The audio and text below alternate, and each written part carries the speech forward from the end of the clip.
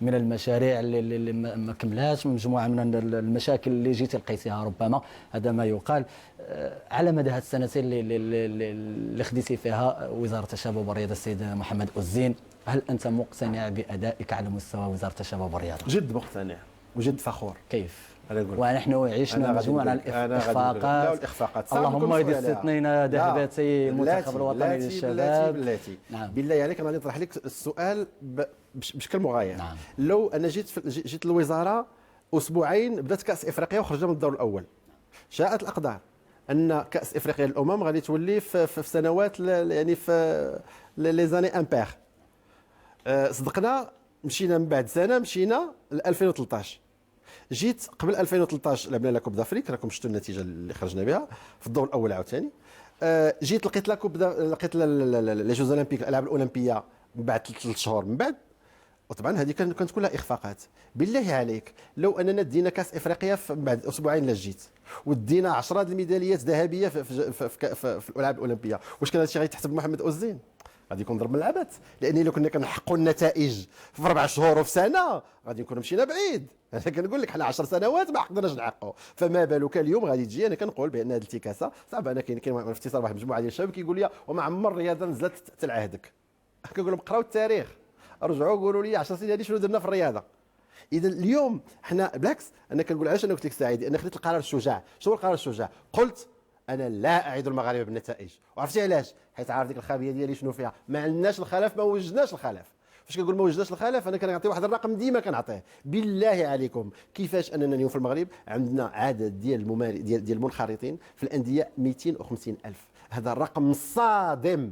250 الف. الا شفنا، انا كنعطي امثله كثيره بحال هكا. الا شفنا مثلا تونس اللي فيها 10 المليون ديال الساكنه ديالها، ودائما كنلعبوا معهم في الهوند وكيكونوا في كره اليد وكيكونوا فويقين، عندهم تقريبا 70 الف، يعني ثلث ديال المنخرطين عندنا حنا كاملين. بلاتي هذا رقم مهم، لان الرياضه اليوم ولات ارقام، ولات علم. ما خصناش نبقاو نظنوا بان راه النتيجه ارقام ونتائج. نعم. لا، الارقام والعلم هو اللي كيدير النتائج، لان كتكون مقاربه علميه. اذا اليوم عندنا التحدي هو القاعده ديال الممارسين. فاش كنوسعوا القاعده ديال الممارسين كنقدروا نطمحوا نحققوا نتائج، لان وهذا الشيء هذه نظريه يعني معروفه. قالها بيير دو كوبرتا، يعني باعث الاولمبياد، واللي تحدث بان قال باش تحقق 10 الابطال يحققوا نتائج يعني في المستوى، خص يكون عندك واحد 100 كيمارسوا الرياضه المستوى العالي. شوف الهرم كي داير 10 100 و1000 كيمارسوا الرياضه. حنا اليوم ولا عندنا عزوف على الرياضه، خصنا نعرفوها. راه ولا عندنا واحد الثقافه ديال الفرجه، ولكن فين هي ثقافه الممارسه؟ ثقافه الممارسه رد لي باش كنقول لك هاد ثقافه الممارسه اللي خصنا نخلقوها. باش كنخلقوها هي فاش درت على المدرسه، وهي فاش درت على الاحياء، وهي فاش درت على توسيع القاعده ديال ولو ان الرياضه المدرسيه غائبه سي محمد. غائبه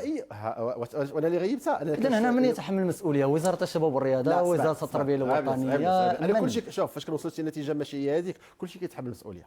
وما تقوليش فاش كلشي كيتحمل المسؤوليه دي ما كنعرفوش شكون الاطراف المعنيه. السبيل يعني الاطراف. وانا جايك خليني نقول لك باش لا غير باش نوصل للسبيل. انا دابا شنو كندير واحد دياغنوستيك ثيرابوتيك. كنقول لك هذا التشريح، ها الوضع، وها كيفاش غادي نخرجوا منه. طبعا فاش كنجيو كنقولوا كنهضروا على المدرسه، وكنهضروا على الجامعه، وكنهضروا على الاحياء. هذه داخله مع الجامعات باش يوسعوا القاعده ديال الممارسين. انا الجامعات الرياضيه مشيت معاهم بعد اليوم، قلت لهم شوف انا عفيتكم في دفتر التحملات الجديد اللي وقعت معاهم. اشنو قلت لهم انا كنشوف توجه عندي استراتيجي، انا النتائج اللي بغيتها تكون على المدى المتوسط والبعيد.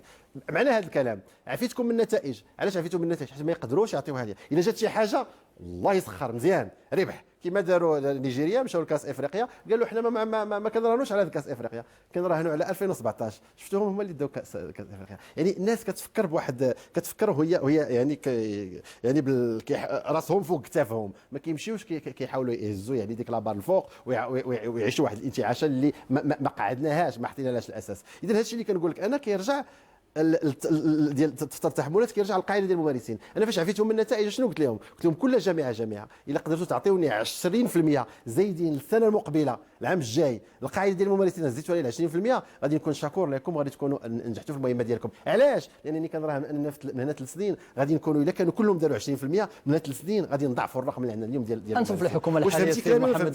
فهمت كلامك، وكنتمنى حتى المشاهد يفهم الكلام ديالك سي محمد أوزين.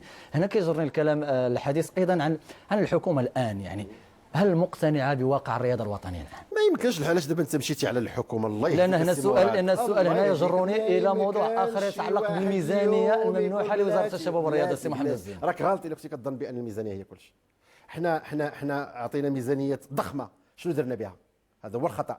اسمح لي، الميزانيه هي شيء كيواكب وكيصاحب رؤيه، طموح، برنامج. هادشي ما كانش عندنا عباد الله، خصنا نتفاهموا، خصنا نقولوها بكل جرأه. هادشي ما كانش، لان يمكن انا قلتها في البدايه، الامكانيات الضخمه اللي حطينا للرياضه ما عمرها كانت في تاريخ المغرب، وكنا كنحققوا نتائج، ووضعنا الامكانيات وما بقيناش كنحققوا نتائج. كيفاش غتفسر انت هذه؟ اذا الامكانيات بوحديتها، كنقول بوحديتها، ماشي ما كنقولش ماشي مهمه، امكانيات مهمه، ولكن بوحديتها غير كافيه في غياب منظور، في غياب مسيرين، في غياب، واش كنقول مسيرين يعني مسيرين حاملين مشاريع. اليوم كنشوف في الصحف، كنشوف واحد المجموعه ديال القراءات. حنا على حنا غاديين الجمع العام ديال كره القدم، كنسمع نقاش. هنا تجمع، داروا عشاء هنا، داروا غدا هنا، كيسولوني الصحفيين واش في اخبارك هنا تجتمعوا، راه وصلوا ما توصلوا؟ كنقول لهم شوف، انا التحدي الهاجس اللي عندي اليوم ماشي هو نبقاو نجتمعوا باش نبقاو نديروا حرب التوقعات، انا غادي تكون اجي انت باش تكون معايا وانت باش يكون مع الاخر باش ننجحوا اللائحه. تقديم مشاريع بالله عليكم، فوالا بغيت انا يكون صراع على رؤيه، على مشاريع، على طموح اللي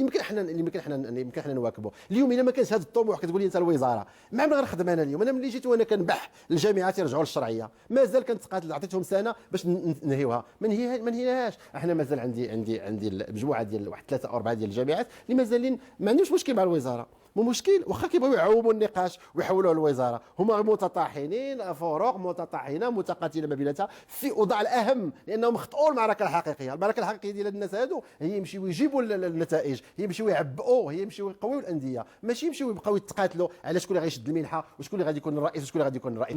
نعم. ها جزء من اللي كينخر الفساد ديال المنظومه الرياضيه ديالنا. اذا كيف يمكننا محاربتها؟ يعني اكيد خديتي مخططات السي اوزي، انا غادي نقول لك، انا غنجاوبك من غير القوانين التنظيميه اللي نزلت مؤخرا، من غير القانون هو اللي لا القانون هو اللي كيضبط هذا الشيء، لان انا عطيتهم فرصه، قلت لهم لحد الان دابا سنه ونصف وانا كنتسناهم باش يرجعوا الشرعيه. اذا اليوم انا قلت واحد القضيه من خلال ماذا؟ المصادقه على لا بلاتي النظام الاساسي مثلا؟ بلاتي لا دابا بالنسبه لكره القدم الامور الحين الحمد لله هي غاديه مقاده. حنا درنا نظام اساسي نموذجي لاول خطره في المستوى الدولي والعالمي، لان غادي تكون فعلا مبني على الحكامه ومبني على حامل المشاريع الى اخره، والتصويت باللائحه والتمثيليه الجغرافيه الى اخره. هذا الشيء سالينا منه. اليوم انا كنهضر لك على ورش اخر ديال اللي كنهضروا عليه، ديال جامعات اخرى اللي كنقول لك ما خطئوا المعركه، ما عطاوناش داكشي اللي كنتظروا منهم. مثلا قلت فاش جيت ما بغيتش انا اللجان المؤقته. عباد الله، علاش غادي تجروني ندير لجنه مؤقته؟ لجنه مؤقته خاص يكون مثلا، انا هكا كنقراها، خاص يكون صراع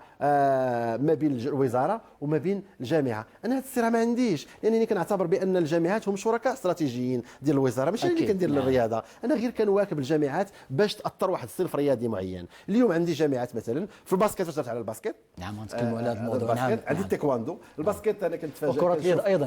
انا جيت اليوم كامل نمشي لك وحده بوحده. الباسكت كنشوف كان صراع، ولو انني قريت في الصحف، وهذا كان اسمحوا لي زعما نقولوا بالتعبير، هذا اعتبره جبن، لان يعني نحملوا الوزاره واحد المسؤوليه اللي ماشي ديالها.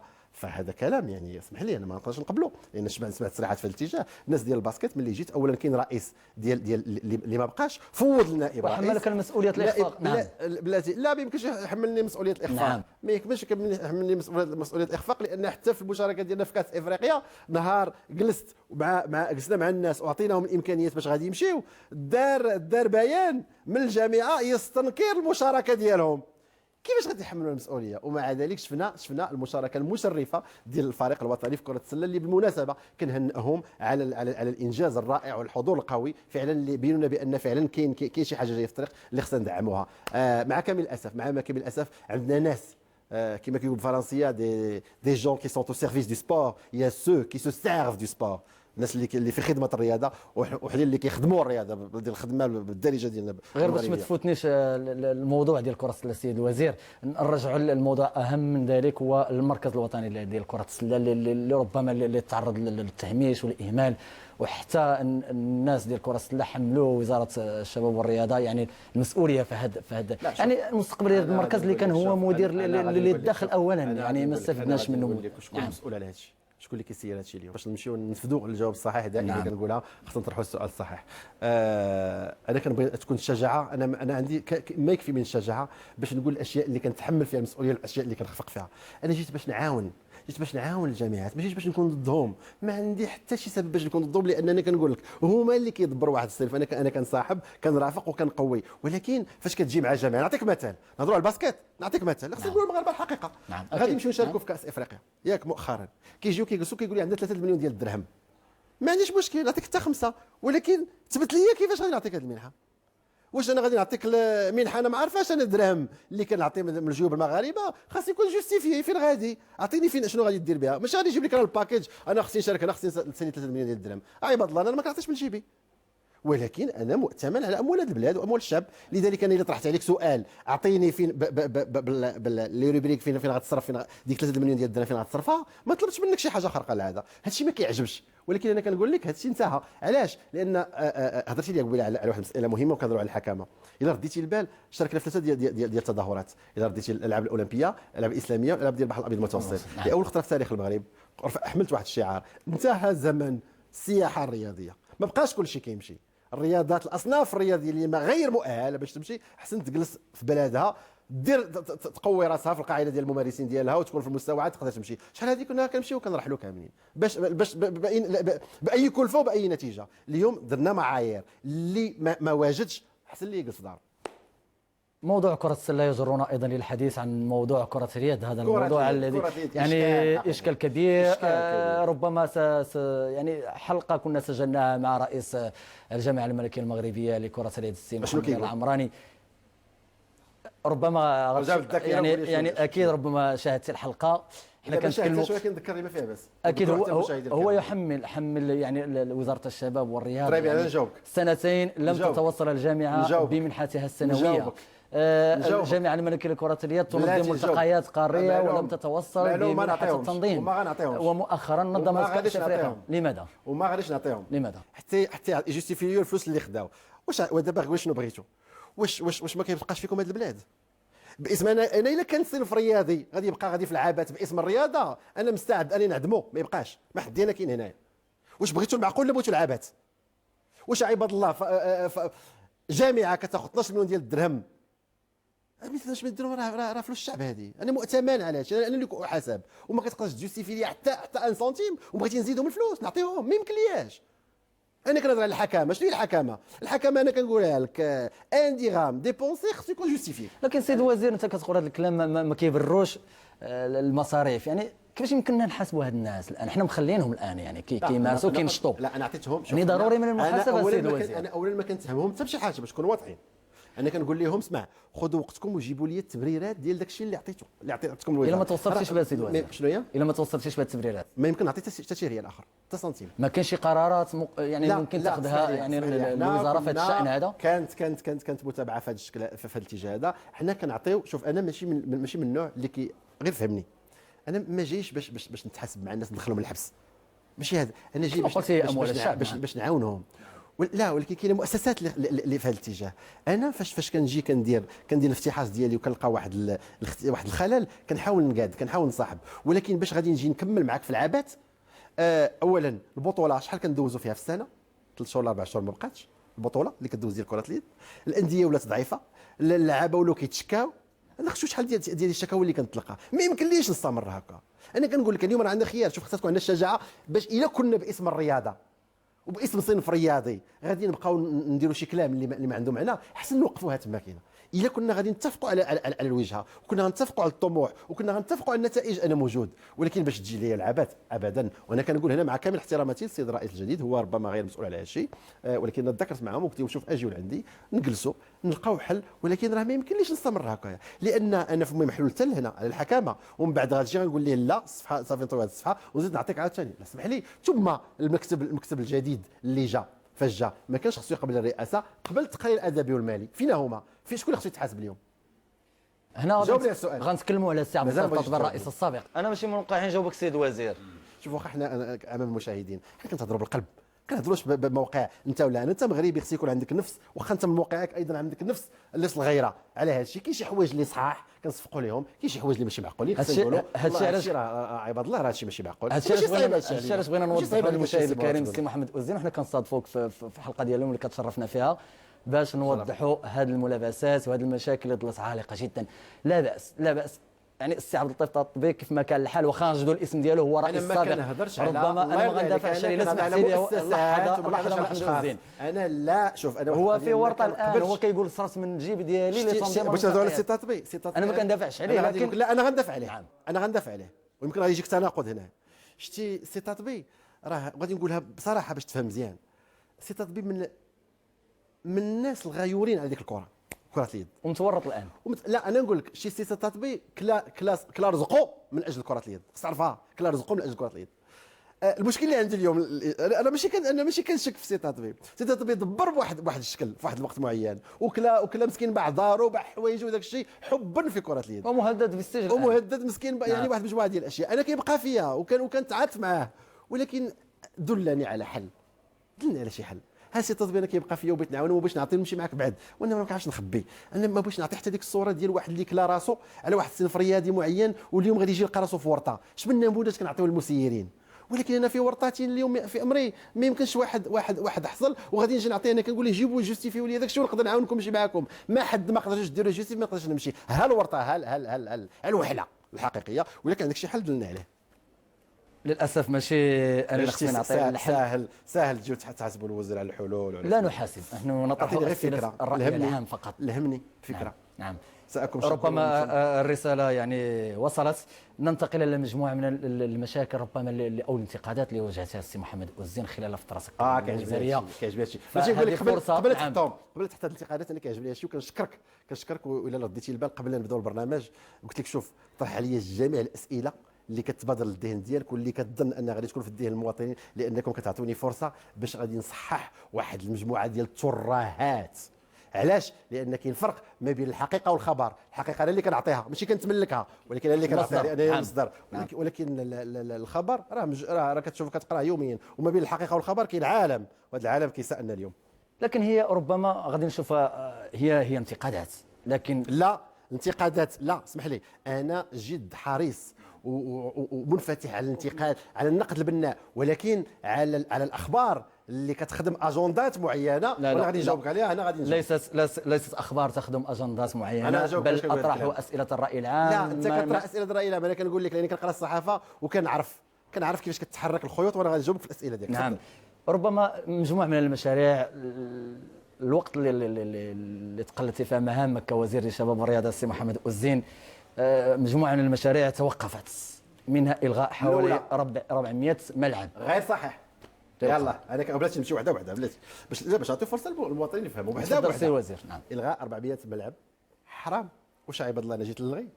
جيت لقيت 419 اتفاقيه. تصنت 419 اتفاقيه ديال ملعب القرب كان وقعها السيد المنصف بالخياط الوزير السابق. حنا مشينا فيها. شنو وقع؟ كاين فيها واحد 20% فيها ما تفعلاتش. علاش؟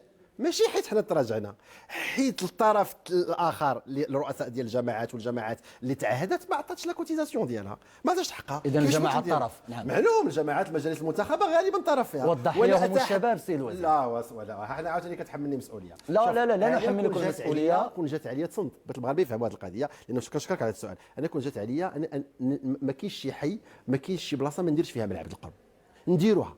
ولكن عندي اشكال ديال العقار ماشي ديالي انا. العقار كاين رؤساء محليه، راه ما يمكنش، خص المغاربه يفهموا، راه ما يمكنش الوزاره غير تجي كتلقى شي ارض خاويه وكتحط فيها، راه ينوض عليها الصداع. ها هو الملعب ديال الناظور عام هذه وحنا كندابزوا على العقار على الارض. انا كون عطاوني الارض كون بديتو العام فايت، ولكن اللي حدي انا مازال كنتسناو، لان لقينا تعرض والمحكمه وحكمات الامور راه ماشي بديك البساطه اللي كيظنوا الناس. نعم. متشابكه. اذا هذه القضيه نعم. ديال الملاعب ديال القرب ابدا. الحمد لله حنا عندنا 100 ملعب ديال القرب، اليوم حنا في 200 وغاديين. انا كنمشي للبرلمان وكنقول للنواب وكنقول للرؤساء، ومن هنا حتى الرؤساء اللي كيشوفونا يجيو يجيبوا ملفات وغدا نوقع معهم ملاعب ديال. ولو ان نجوم كره القدم اللي عشنا معاهم في 86 وفي السبعينات وحتى في التسعينات ربما ما جاوش من ملاعب قرب، جاو من ازقات واحياء المدن المغربيه. وضعنا في داك الاحياء، وهذه السياسه ديال ملاعب القرب باش نحيوا داك الشيء ديال الاحياء. نعم. موضوع اخر يجرنا ايضا للحديث عنه، موضوع ما تجيناش الاخبار الاخرى وبلاتي ودابا قلت لي قدام انا ماليش اخبار قلت السي لي قدام محمد المغاربه أوزي. انا عندي معطيات وانتقادات تجاه لك منها حكايه العشب الاصطناعي. هذه الصفقه التي تثارت الكثير من الجدال واثارت الكثير من المداد.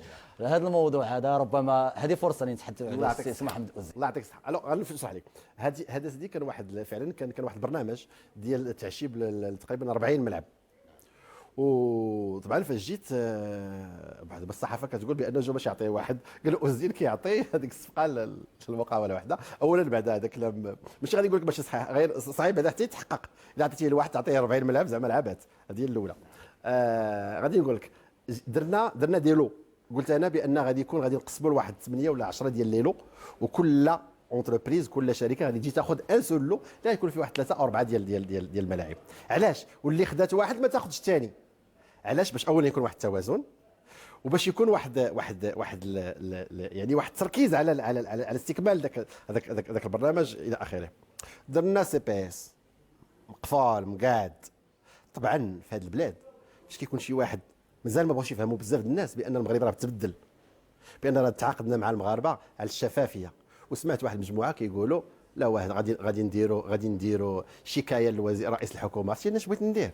والله الا بغيت نجبد دوك الدواسه ديالهم وكان كيسمح لي القانون وغادي نحطهم في الفيسبوك عندي باش يشوفوا واش فعلا هما في مستوى التزامات ديال السي بي اس. واش هي وسيله للدفاع ام هي وسيله انا غادي نقول لك واحد للمكاشفه؟ القضيه اخرى. المكاشفه لا باس كتكون المكاشفه انا اللي كنديرها اليوم ماشي واش ما هما. ناقشوهاش في البرلمان سيد محمد أوزي؟ ولا كان مسدود دابا يمكن كتسناو حتى البرلمان عاد تجي اذا غنناقشوا هذا معلوم بغيت تناقش في البرلمان معلوم بغيتها تكون الشجاعه باش تطرح في البرلمان، لان ديك الساعه غادي نجبد الوثائق. لان ما بين هذوك اللي حطوا يمكن كانت 20 شركه. بالله عليك عندنا 20 بعدا شركه كدير الغازون في هذه البلاد زعما لقيناها. اجي غير بيني وبينك دابا عندنا شركه كدير سانتيتيك. راه في الاخر في هذه المطاف الا لقيتي واحد 8 ولا 7 مقادير راه ما يقول واحد الحد. على كل بلاتي نكمل لك. طبعا هذا الشيء تحركات خيوط، لان دابا اليوم مع كامل الاسف اللي ما كيلقاش راسو في شي حاجه كيمشي كيحرك خيوط ديالو. كنشوف في الصحافه مع كامل الاسف انا كنشوف فضيحه كتبت في واحد السيت الكترونيك فضيحه في وزاره اوزين، وانا كنشوف بان الفضيحه الكبيره هو صحفي اللي كيكتب شي حاجه ماشي صحيحه. شنو كيخليني نظن؟ اسمح لي ما عنديش شي تفسير اخر كنظن بانه متفرع. اسمح لي ما عنديش شي حل اخر وما عنديش شي قراءه اخرى، لان الفضيحه مزيان ولكن اجي فضحني بصح.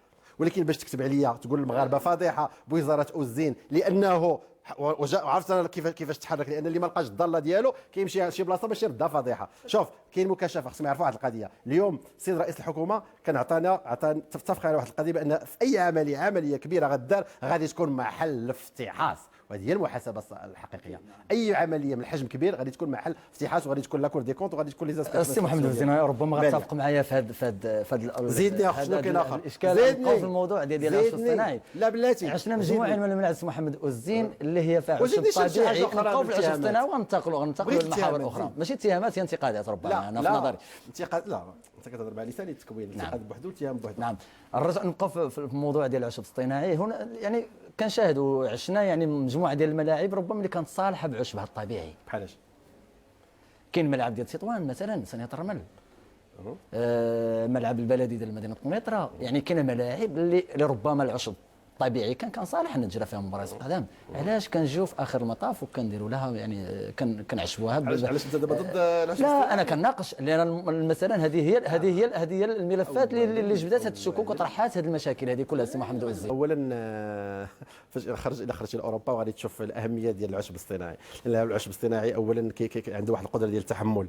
العشب الطبيعي راه حنا عندنا مشكل غير في الرباط مع بولي عبد الله. راه عندنا جوج ديال الفروق كيلعبوا تما. راه كاين في ملعب اكادير. بلاتي لا اكادير وما تخلطش دابا. اكادير شكل اخر، اكادير عاد تصاوب هذاك موضوع اخر. انا نقول لك علاش باش ما نخلطوش. اش كندوي دابا انت انا غادي معك في السؤال ديالك باش ما نشوشوش على المواطنين. قلتي لي بان علاش غنديروهم. انا كنجاوبك في الرباط عندنا ملعب مولاي عبد الله البلوز ديالو كتاكل العصا. علاش؟ لان عليها ضغط من جوج ديال الفروق محليه. اذا فاش ماشي غياب الصيانه محمد أوزين؟ لا ما يمكنش. سي لا بريسيون. راه كاين دي نورم ديال العشب الطبيعي. عندك صاحبك غادي تجي تبقى تدقدق عليه بحال كتلعب فوق زربيه.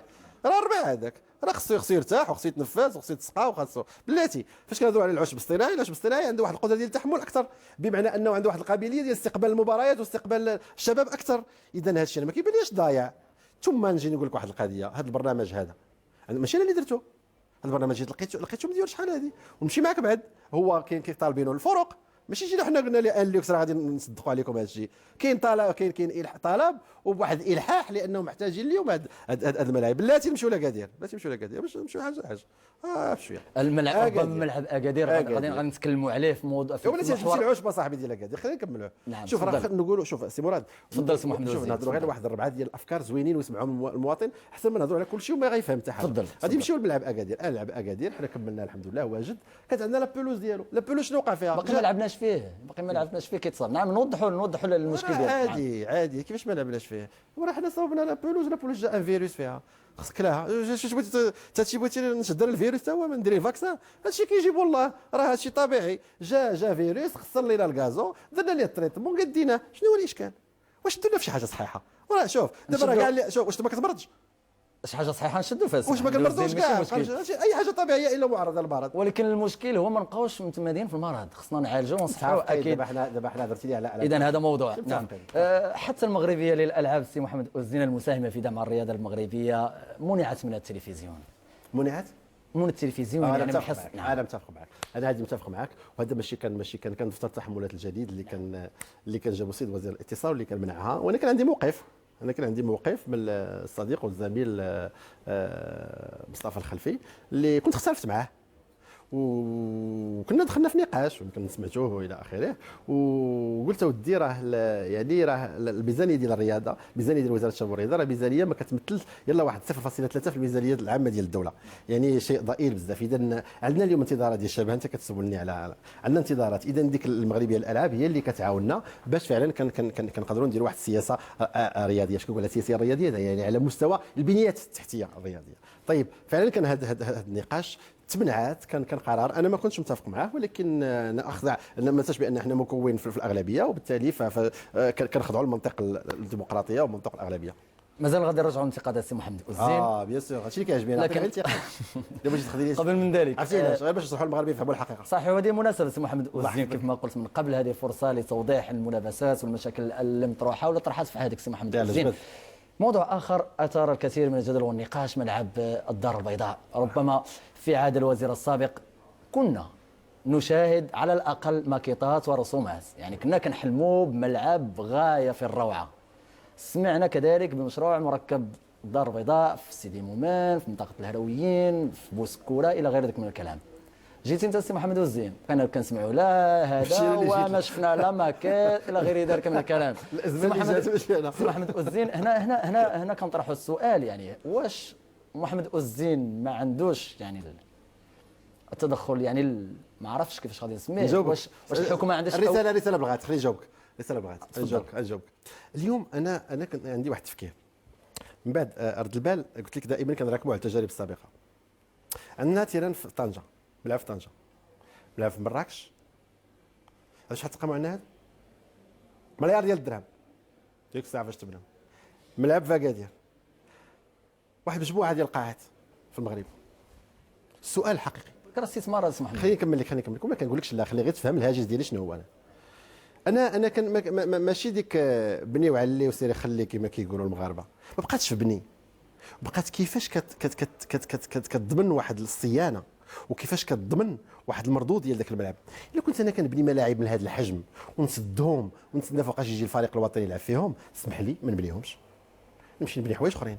اسمح لي انا مسؤول ديال الرياضه كنقولها. هذه شوف هذا منظور تسلط، هذا منظور كناخذوه في كليته، ماشي غادي نديرو شطر وغادي نخليه. انا فاش كندير ذاك الملعب وبالله عليك غير فاش جيت انا ما كانتش كتلعب طنجه، ما كانتش كتلعب.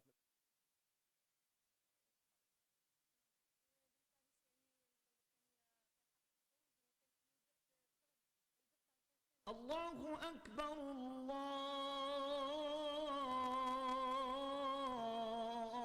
الله أكبر. أشهد أن لا إله إلا الله. أشهد أن لا إله إلا الله. أشهد أن محمدًا رسول الله. أشهد أن